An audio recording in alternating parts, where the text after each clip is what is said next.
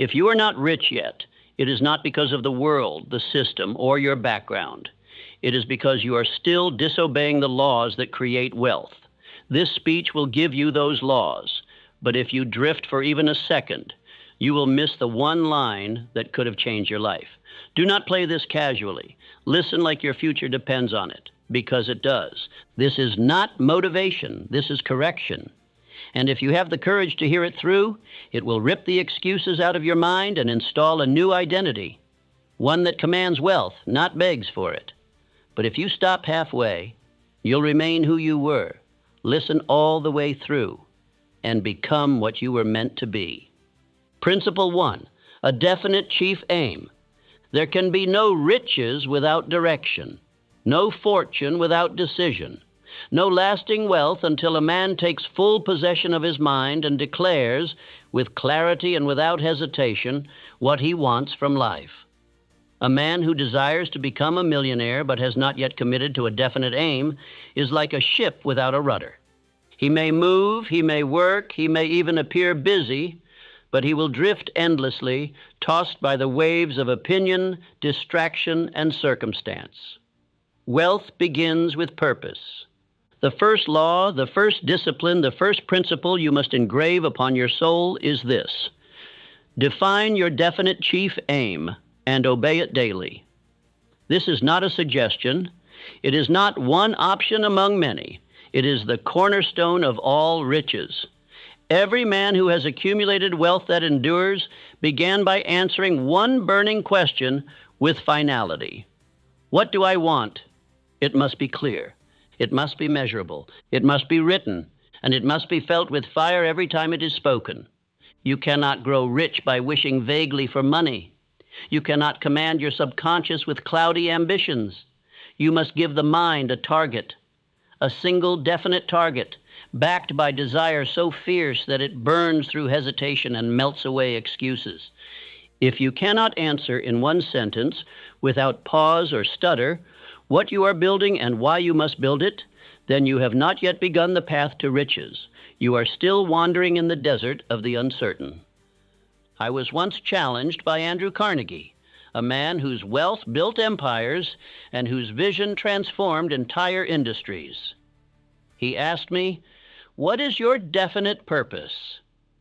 And when I hesitated to answer, he smiled, not in amusement, but in recognition. He knew I had not yet begun, because the man who cannot name his aim has not yet earned the right to pursue it. That question changed my life, and it must change yours. What is it you truly want? Do not say, to be rich. That is not enough. Do not say, to succeed. That is too vague. You must name the amount, the outcome, the timeline, and the emotional reason behind it. You must write it. You must sign your name beneath it. And you must say it aloud every morning and every night until your subconscious begins to treat it as law. Because once the mind accepts it as law, it begins to rearrange every detail of your behavior, your attention, and your results to obey the command. Let me give you structure. This is your chief aim declaration, and it must follow this pattern. I demand of myself the attainment of exact amount or result by specific date, through method or service. I will give in return what you are willing to exchange, and I will pursue this with full belief, daily repetition, and relentless action until it is done. Do not merely read it. Speak it with emotion, with energy, with finality. Your subconscious must hear your voice issue command, and it must hear it consistently. It is not repetition alone that rewires the mind. It is repetition with fire. Understand this. Without a chief aim, your energy is scattered. You will work hard but go nowhere. You will think much but decide little. You will move but without progress. Your subconscious will receive mixed messages, and your results will be as confused as your direction. This is why most men stay poor. It is not because they lack opportunity. It is because they have not told their mind clearly what it must obey. But the moment you commit, fully, emotionally, and in writing, your mind begins to align. Distraction loses its power. Fear loses its grip, excuses dissolve, and the world, seeing a man who knows what he wants and moves toward it without apology, begins to move with him. Every successful man I have studied, every empire built, every fortune amassed, was preceded by the formation of a single definite purpose. Henry Ford knew what he wanted, a car every working man could afford. He did not drift from that aim. Even when laughed at, even when resisted, he repeated the aim. He believed the aim. He worked the aim. And so it was done. So must you. Do not ask if it's realistic. Do not seek permission from those who have none to give. Do not speak it softly, as if testing your desire. Declare it, repeat it, act upon it, and never again entertain any aim that does not align with the one you've written. Now take a page. Write your chief aim today, not tomorrow, not after thinking about it. Now, then commit to the following. Speak it aloud upon waking. Speak it aloud before sleep. Take one action each day that serves this aim. Track your proof. Record your movement. Refuse to contradict it in word or deed. And this is not positive thinking. This is spiritual law. You are now instructing your inner mind to become your servant, and it will serve you with power if you treat your aim as sacred. Say this aloud now. Let it be written upon your mind. I know what I want. I write it, I speak it, I pursue it without pause. Again, I know what I want. I write it, I speak it, I pursue it without pause. Let this become your commandment. Let this become your compass. Because until you define your chief aim, you are not building wealth. You are only rehearsing the fantasy of it. You were not born to wander. You were born to aim and to strike with precision. Principle 2, faith backed by action. No man becomes rich without faith, and no man remains poor without the absence of it. But let me say this with piercing clarity. Faith without action is deception. A man may speak of belief, he may recite affirmations, he may dream great dreams, but if he does not move, if he does not obey the instruction of his own voice, he is not faithful, he is fooling himself. Faith is not the luxury of the religious. It is the requirement of the successful. It is not a whisper. It is not a feeling. It is mental command. It is belief so strong that it becomes movement. Belief that pulls the body forward even when fear stands in the way. Belief that speaks loudly into silence, that acts without approval, and that persists until the world surrenders to the vision. Let me give you the pattern by which faith is built, not hoped for, but constructed with discipline. Repetition of thought, emotion applied to that thought, speech of that thought with conviction, action in harmony with that thought, persistence until results appear. This is not a passive formula. It is not for those who treat success as a wish. This is the process by which faith becomes substance, and substance becomes wealth. You must understand now, faith is not given, it is built. No man wakes up one day fully convinced. He must train himself. He must feed the thought of belief every morning before the voices of the world try to steal it. He must speak aloud what he intends to become before doubt has a chance to take root. And the tool, the chisel with which you carve belief into the walls of your subconscious, is autosuggestion. Autosuggestion is the repetition of instruction to the subconscious until it submits. It does not happen in one day, but it does happen. And when it does, the subconscious stops questioning and starts commanding. You will begin to act in alignment, not because you force yourself, but because your mind has accepted belief as its natural state. Each morning you must look yourself in the eyes and say, I believe in my chief aim. I believe in my ability to build wealth. I believe I am becoming who I have declared. You must say it with fire, with authority, with intention. Because the subconscious does not respond to mumbling, it responds to emotional repetition. Let me remind you of a man who mastered this law, Thomas Edison. Edison failed over 10,000 times, but he did not stop. Why? Because he had trained himself to see the result before the world could see it with him. He had no blueprint. He had no certainty. But he believed with such tenacity and acted with such obedience that the result had no choice but to appear. That is not luck. That is faith backed by action. Had Edison believed but not acted, the light bulb would not exist. Had he acted once, then given up, we would not speak his name today. But he believed daily. He acted continually. He persisted without apology. And that is the law. You cannot speak belief and behave in doubt. You cannot affirm wealth and act in fear. The mind will reject the contradiction. You must speak and act in the same direction. You must behave like the man you have declared yourself to be. Do not say, I believe I will be rich, and then spend your day in passivity. Do not say, I am building wealth, and then postpone the very work that builds it. Faith that is not followed by obedience is not faith at all. You may say, but I don't feel ready. I answer, you don't build faith by waiting. You build it by moving. Faith grows through use. The more you speak it, the more you act upon it, the more your subconscious begins to believe, this man is serious. And once your mind believes you, the world begins to follow. Now let me give you your daily formula for building faith. Speak your chief aim aloud morning and night. Declare your belief aloud with emotion. Visualize the result as if already achieved. Take one action daily that aligns with that belief. Write down what you did and how it proves your faith. Repeat it. This is not motivation. This is mental reprogramming. You are installing belief where there was once doubt, and you are doing it by treating your thoughts, your speech, and your action as sacred commands. Do not break the rhythm. One broken day tells the subconscious, I did not mean what I said. But 30 days of obedience tells the subconscious, this is who I am now. Say this aloud with full conviction. I believe, I act, I persist, I receive. Again. I believe, I act, I persist, I receive. Let it replace your hesitation. Let it override the old voice. Let it become your new foundation.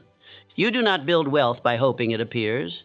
You build wealth by believing it is already yours and acting as if nothing else is possible. Principle 3, decision without hesitation. Every fortune, without exception, is the result of a single decision, not many. One decision made with conviction, with finality, and without the permission of fear. The man who cannot decide cannot build. The man who hesitates when truth is clear forfeits the wealth that would have been his, not because he was unworthy, but because he was uncertain. If you are to become wealthy, you must become decisive. You must train yourself to say, this is what I want. This is what I will do. This is what I require of myself. And you must say it once and obey it until the work is done. I have studied hundreds of the most powerful men in business, finance, and invention. Not one of them succeeded without speed and firmness of decision.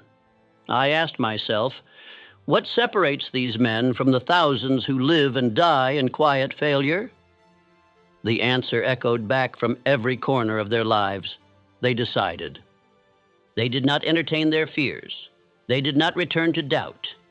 They made decisions based on what they had chosen to believe, not what others believed for them. And once the decision was made, they acted, and they did not reverse it unless reason demanded it. But most men do the opposite. Most men change their minds often. They start and stop. They say yes, then no. They delay under the disguise of thoughtfulness. But behind that delay is not wisdom, it is fear. And fear is the enemy of wealth. Indecision is not neutral. It is not harmless. Every time you hesitate after knowing what to do, you weaken your identity. You train your subconscious to question your voice. You blur the message you've written through repetition. You fracture the command you gave yourself in the quiet hours of belief. You must now resolve deep within that your words will mean something again. And that means from this moment forward, you do not speak commitment unless you plan to obey it without delay. Let me give you a story that will burn this truth into your soul. Henry Ford, one of the clearest examples of mental definiteness, once made the decision to build an 8-cylinder engine. Every engineer said it was impossible. His own team came back again and again, claiming defeat, But Ford did not entertain reversal. He said, "Build it anyway." He did not explain. He did not soften. He had already decided.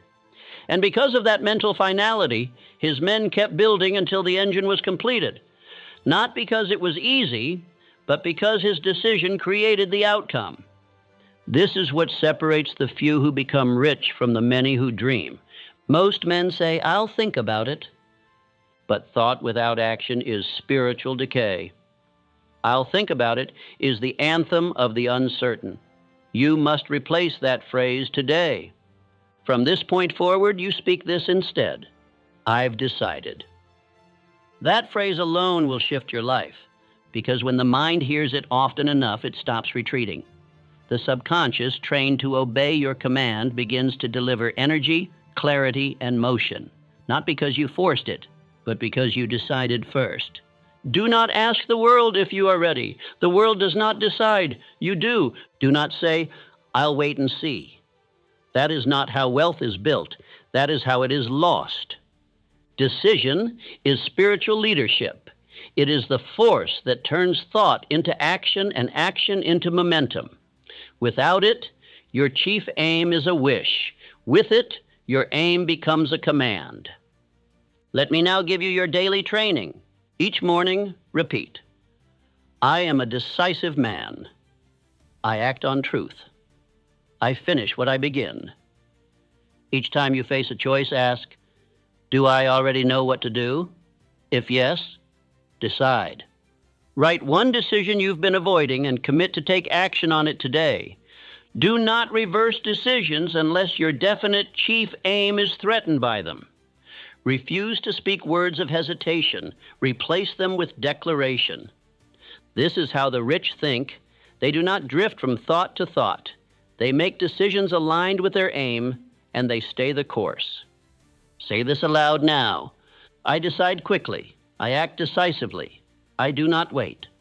Again, "I decide quickly. I act decisively. I do not wait." This is no longer a principle. It is your identity. Because every time you decide, you rise, and every time you hesitate, you lose ground. You are not called to live in doubt. You are called to lead yourself boldly. Decide, obey, and never reverse without cause. Principle 4, persistence until completion. The riches of life do not belong to the clever, the lucky, or even the most talented. Riches belong to the man who refuses to stop. Wealth is not earned in the first attempt. It does not arrive at the first sign of enthusiasm. It appears only after the average man has given up, and the man of persistence has remained. Let me make this as plain as sunlight. You will not become rich if you stop. You will not become powerful if you pause. You will not fulfill your definite chief aim if you treat resistance as a sign to retreat. You must condition yourself to obey this one principle with unwavering discipline. I persist until the task is done. The world will reward you only when you prove that you are immune to delay, because delay will come, distraction will come, failure will arrive. But these are not signs to quit. They are the tests that separate the wisher from the builder. I once wrote of a man who dug for gold in the mountains of Colorado. He had the equipment, the vision, the enthusiasm.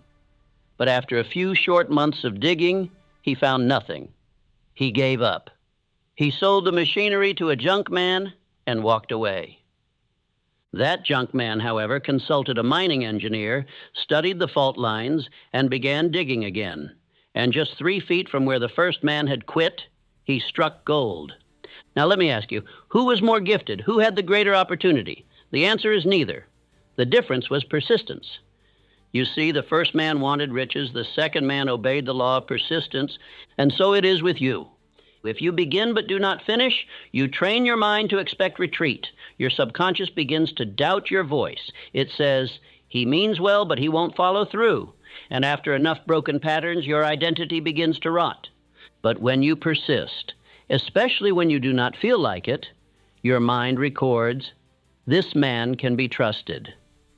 Every act of persistence deepens belief. Every finished task cements identity. and the world, which resists the undisciplined, yields to the relentless. Let me give you a pattern that must now govern your work. Begin only what you have decided to finish. Finish what you begin, no matter the resistance. Refuse to delay. Delay teaches retreat. Completion teaches command. Speak aloud daily. I persist until it is done. Record your completions as proof of belief. This is not emotional advice. This is law. A man who finishes is a man who earns. A man who pauses, hesitates, quits, no matter how gifted, remains broke in identity. Now, let me speak plainly.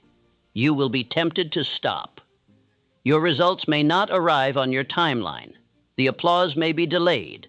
The reward may be invisible for a season. But that is when the real builders advance, because the man who persists does not need the world's encouragement.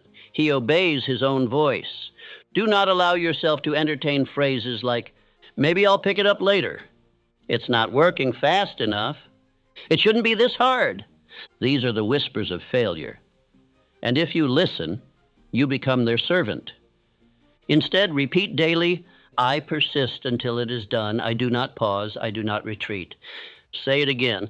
I persist until it is done. I do not pause. I do not retreat. Let that become your sword. Let it cut through fatigue, confusion, and fear.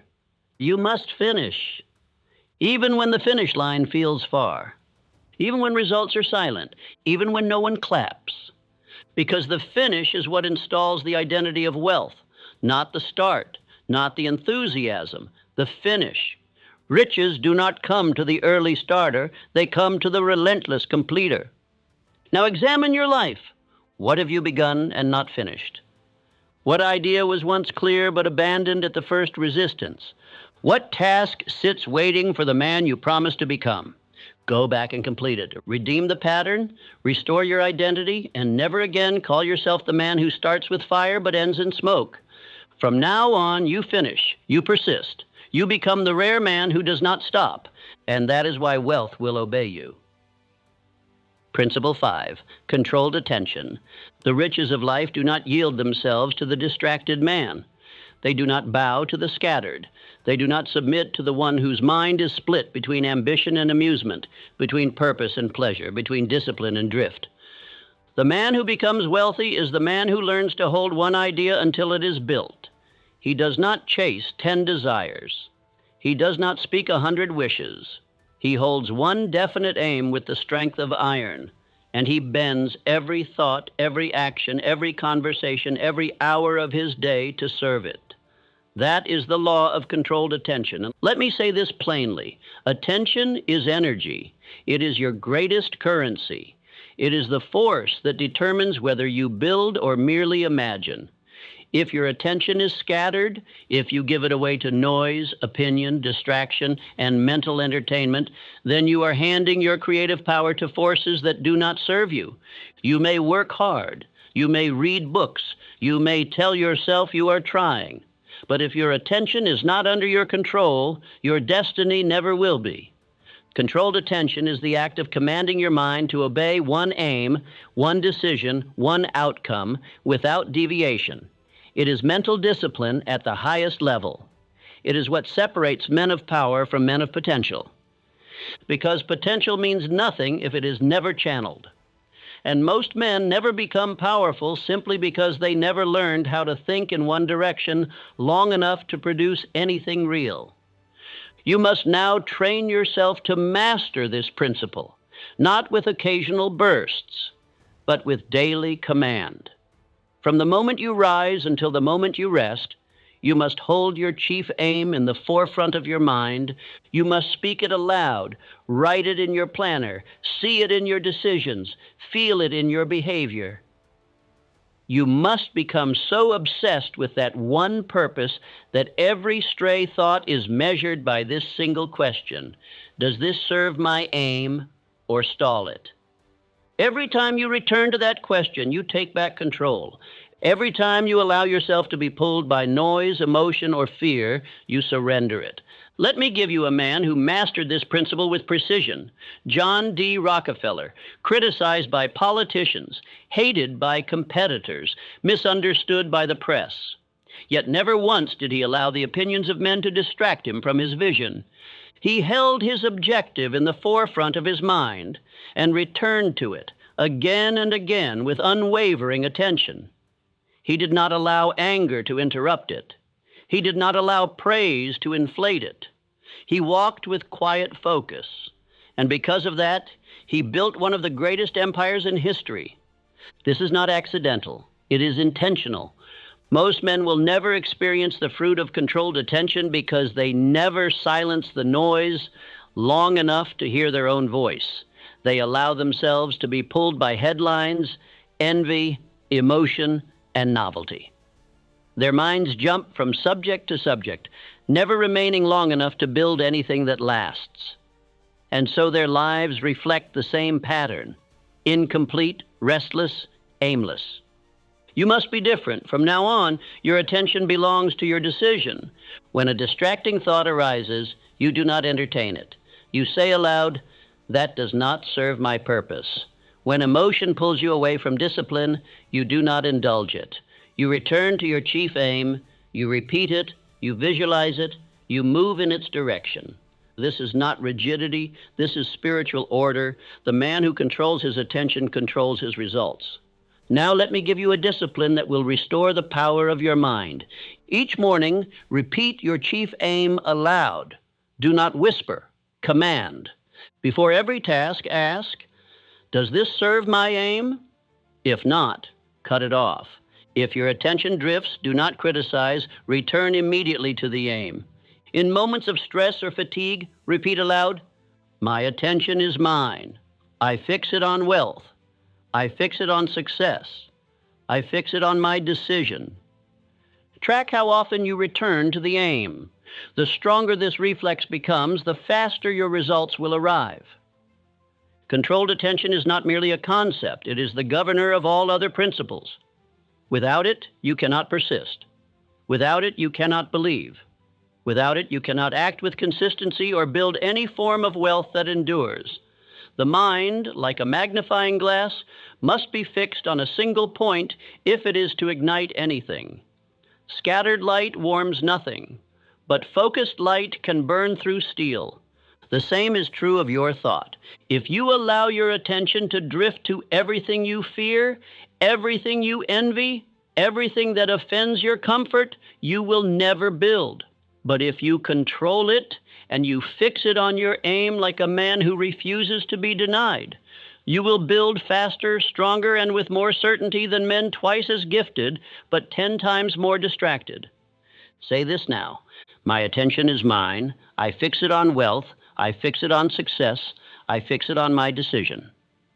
Again, my attention is mine. I fix it on wealth. I fix it on success. I fix it on my decision. This is how you become unshakable, not by working harder, but by thinking with discipline.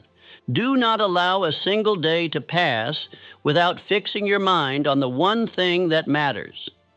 Because your aim is not a suggestion, it is your instruction. And from this point forward, your attention must obey. Principle 6, the Mastermind Alliance. There is no such thing as a self-made man.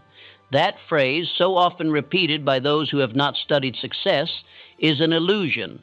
No man climbs to great wealth or power alone. No man, no matter how brilliant, how determined, how relentless, builds an enduring fortune by the force of his own isolated mind. Every fortune is built through alliance. Every true success is born of harmony between minds working toward a definite purpose. This law is as firm as gravity, and if you violate it, if you attempt to do everything by yourself, you will delay your rise, exhaust your spirit, and multiply your failures. The principle I now give you is not optional. You must establish what I call a mastermind alliance. The mastermind is not a business group. It is not a casual circle of acquaintances. It is not even a team in the traditional sense. The mastermind is a spiritual and psychological partnership between two or more minds united in perfect harmony around a common aim. It is the merging of thought. It is the amplification of belief. It is the multiplication of power. When two minds meet in agreement and fix their energies upon one definite purpose, a third, intangible force is created between them, greater than the sum of its parts. That third force is the mastermind itself. It is real, it is invisible, and it is the power behind every dynasty, every empire, every enduring institution of wealth. The richest men I have ever studied did not stand alone. Henry Ford walked with Thomas Edison, Harvey Firestone, and Luther Burbank. These men met regularly, not for entertainment, but for the sharpening of each other's minds. Their wealth did not come from chance. It came from collaboration fueled by shared vision and mental discipline. Andrew Carnegie, one of the greatest industrialists the world has known, confessed that he owed the majority of his fortune not to his own intellect, but to the power he accessed through the council of advisors who formed his mastermind. He brought their wisdom together. He unified their efforts. And through that, he built an empire no man could have accomplished alone. This is not philosophy. This is law. If you wish to grow rich, you must obey it. Now let me tell you what the mastermind is not. It is not formed with the doubtful. It is not built with the lazy. It does not function with those who contradict your aim, who roll their eyes at your purpose, who speak in tones of sarcasm or spiritual hesitation. The mastermind can only exist where harmony exists. There must be unity of vision, unity of values, unity of speech. One member doubting your aim is more dangerous than 10 enemies because he weakens the power of the collective. Your mastermind must be sacred. It must be selective, and it must be protected like the foundation of your own mind. Choose men who believe. Choose men who build. Choose men who obey their word. Choose men who would rather act than debate, who would rather create than complain, who see your success as a shared victory, not a threat to their comfort. If no one around you fits this pattern, then begin alone. Speak aloud your aim. Discipline your mind. And as you grow, you will attract those whose minds are tuned to your frequency. But the first alliance must be internal. Your conscious mind and your subconscious mind must become allies. They must stop opposing each other. You must stop speaking one thing and doing another. You must stop declaring an aim and thinking against it. That inner contradiction must die. And when it does, the mastermind within will form, and then the minds of others will follow. I have watched men rise 10 times faster the moment they found one aligned partner, not 5, not 20, one. One man with fire in his eyes and obedience in his actions. That one relationship, united in purpose, can triple your effectiveness. Why? Because the mastermind does not double your energy, it compounds it. When your mind unites with another in belief, in vision, in daily action, a new force is born, and that force is unstoppable. Do not delay in this. Do not say, I work better alone. That is pride speaking from failure. That is ego cloaked in isolation. If you want to go far, you must build with others. If you want to go fast, you must align internally. But if you want to go far and fast, you must unite minds and protect harmony. Here is how to begin. Write your definite chief aim and share it only with those who believe without contradiction. Meet regularly with one or more trusted allies whose thoughts and behavior match your standard. Speak your aims aloud together. Let the group speak belief into each other. Discuss plans, not problems. Focus on what can be built, not what must be feared. Remove anyone who speaks against your identity, not out of pride, but out of protection. Refuse all partnerships based on convenience, comfort, or pity. Build only with those who serve the vision. Keep the mastermind sacred. Meet with seriousness, with focus, with fire. Now say this aloud. Let your mind receive it. I surround myself with minds of purpose, discipline, and vision. Again, I surround myself with minds of purpose, discipline, and vision. This is your new standard. You do not build wealth by isolation. You build it through mental alliance. And the sooner you begin, the faster you rise. Principle 7, go the extra mile. The world does not reward a man for doing what is expected. It does not open its vaults for those who only meet the minimum. The riches of life are reserved for the man who adopts a higher law, the law of surplus, the law of increase, the law of more. If you desire to attract wealth, if you intend to rise above the masses, if you are determined to walk the path of the few who command riches, you must now embrace the 7th principle. Go the extra mile. Wealth is not drawn to average. It is drawn to value. And value is not something you demand. It is something you create. It is something you build into yourself by doing more than you are paid to do, more than you are told to do, more than others expect of you. This principle is not theory. It is not feel-good advice. It is a spiritual and economic law, as real as gravity. Increase comes to the man who increases what he gives. The man who does only what he is paid for will always be underpaid. He will remain on the edge of success, wondering why fortune has not found him. But the man who gives beyond what is required, the man who serves with excellence, who brings initiative, who solves problems no one else sees, that man becomes irreplaceable, indispensable, and eventually unmatched. Let me tell you now of Charles M. Schwab, a man who rose from mill worker to president of U.S. Steel, not because he was the most qualified on paper, but because he mastered this law. As a young man, Schwab saw problems before others did. He stepped beyond his title. He solved what was not his responsibility. He increased value before asking for reward. And the law rewarded him, first with trust, then with leadership, then with wealth. He was not promoted because he asked. He was promoted because his actions left no other option. He had become too valuable to be ignored. This is the invisible compensation I speak of, the reward that comes when you do more before you are paid. It does not always come immediately. It does not always arrive in the form you expect, but it always comes.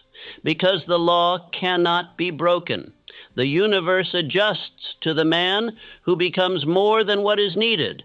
And if you give without measuring, you will receive without limits. Now let me confront the modern voice of entitlement, the voice that asks, "What do I get?"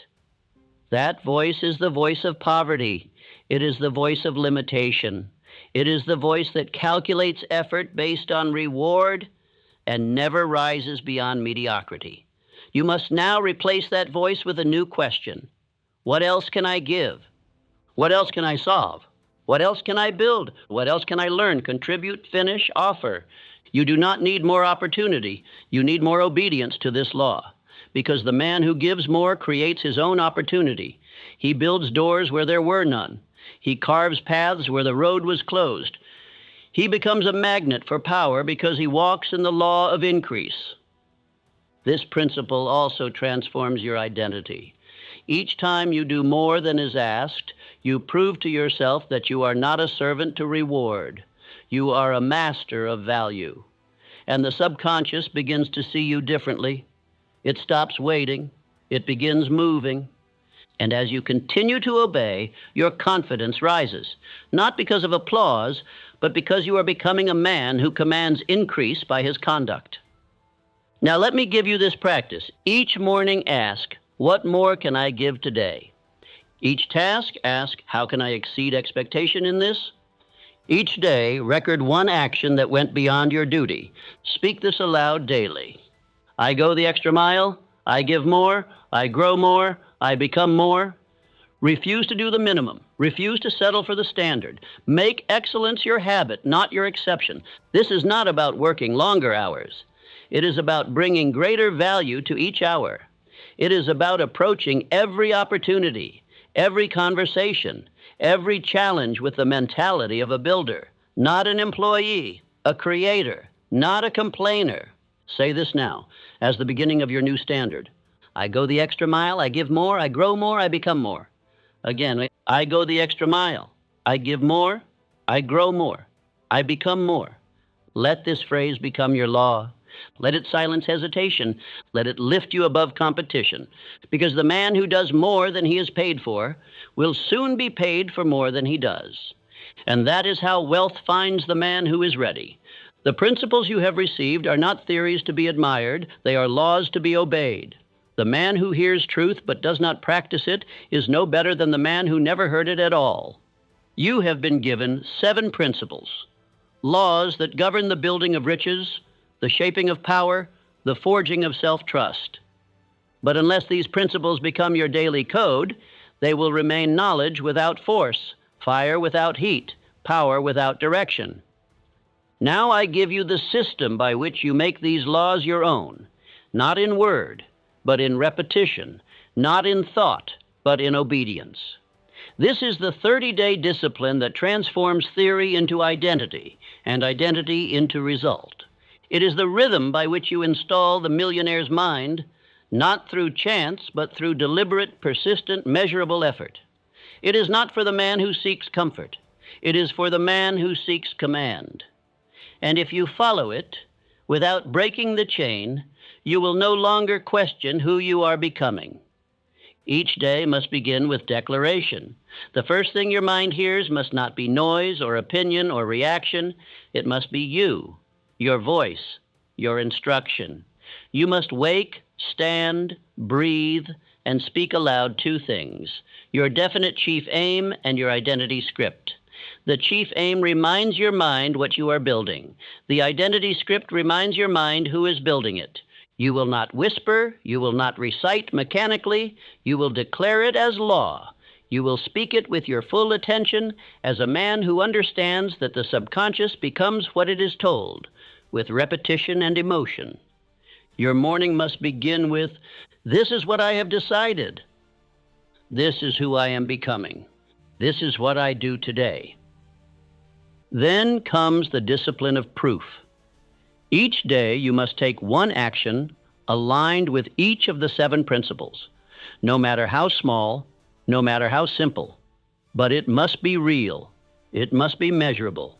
You must not go to sleep without knowing that you acted in accordance with what you declared. Let me give you the pattern now. Definite chief aim. Did I pursue my exact goal today? Did I move toward it? Faith backed by action. Did I speak belief? Did I act without certainty? Decision without hesitation. Did I make one firm choice without delay? Persistence until completion. Did I finish what I started today, even if uncomfortable? Controlled attention. Did I keep my mind fixed on my aim throughout the day? Mastermind alliance. Did I seek out or honor the minds aligned with my purpose? Go the extra mile. Did I do more than was asked? Did I increase my value today? This is not complex, but it is sacred, and it must be repeated daily. Now let me give you the daily success log. This is the tool by which you track your evidence, reinforce your identity, and build confidence not through hope, but through behavior. Each evening, take a few minutes. In a notebook, write the following. What principle did I obey today? What proof did I give? And how did I grow? Do not skip a day. 1 skipped day becomes 2. 2 become 3. And soon you are the man who starts but does not finish. That man does not rise. That man does not command wealth. That man is not you. You will review this log at the end of each week. You will speak aloud. I am the man who lives by law. I act. I grow. I finish. You will not need motivation because you will be building momentum. And momentum, once established, becomes identity. Understand this. Repetition installs identity. A man does not become powerful because he reads once, or declares once, or acts once. He becomes powerful because he does the same thing, aligned with the same aim, every day, until the world sees who he is before he even speaks. If you obey this system for 30 days, you will no longer recognize yourself, not because you became someone new, but because you finally became the man your aim required you to be. Say this aloud now. I obey the laws. I act daily. I prove my belief. I am becoming undeniable. Again, I obey the laws. I act daily. I prove my belief. I am becoming undeniable. From this moment forward, you do not hope to change. You do not wish for results. You act, you track, you align, and you become. This is how you live the principles. This is how you earn the right to say, I am a millionaire in thought, in discipline, in identity, before I ever see the wealth in my hand. There is no greater lie told in the pursuit of riches than this, that money will make you become the man. It will not. Riches do not change the man. They reveal him. They expose whether he has trained his thoughts, whether he governs his tongue, whether he walks in principle or emotion, whether he finishes what he begins or excuses his failure with delay. You cannot build wealth with a poor man's self-image. You may say the words, you may read the books, you may even have the idea. But if the identity behind it is still that of a man who doubts, delays, and drifts, then your hands will never hold what your mind has not been prepared to command. Wealth is not the product of effort alone. It is not granted by education or chance. It is a spiritual agreement, a contract between who you are and what you have decided to receive. If you walk as the same man who has failed before, spoken fear, entertained hesitation, then your efforts will betray you. Not because they were insufficient, but because your identity did not match the riches you were asking for. Let me give you a law that must now rule your life. Identity precedes increase. You do not get what you want. You get what you are prepared to hold. And preparation is not external. It is internal. It is the daily training of your thoughts, your speech, and your behavior until your subconscious accepts a new standard and begins to command the results that match it. You must now install a new self-image, not with fantasy, not with flattery, but with repetition, obedience, and alignment. Every day, you must speak into your mind the man you are becoming. And then you must walk in accordance with that declaration, before anyone else believes it, before anyone else sees it, before results appear. I now give you a script. This is not a slogan. It is not to be whispered. It is not for comfort. This is a command, and it must be read aloud every day with full attention and emotional fire. I am the man who knows what he wants. I think with faith. I act with speed. I persist without question. I command my attention. I walk with allies. I do more than is required. I become what I have declared. Read it again. I am the man who knows what he wants. I think with faith. I act with speed. I persist without question. I command my attention. I walk with allies. I do more than is required. I become what I have declared. This script is the cornerstone of your identity. It is the foundation upon which you will build every habit, every decision, every piece of wealth that follows. The man who repeats it becomes it, if he proves it through daily discipline. You do not need a new opportunity. You need a new identity. You do not need better conditions. You need a better self-concept. You do not need to wait for someone to believe in you. You must believe in the man who is rising within you right now.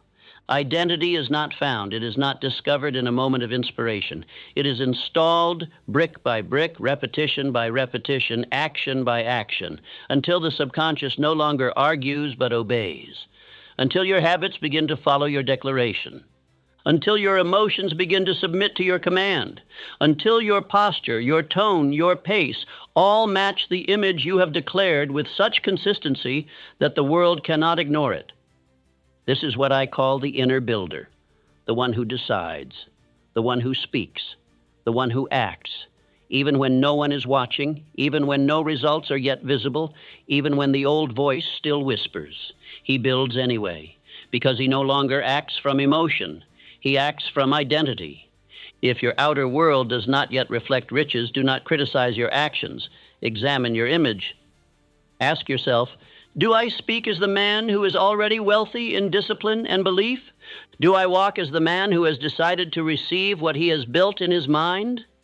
Do I think only thoughts that match the results I demand?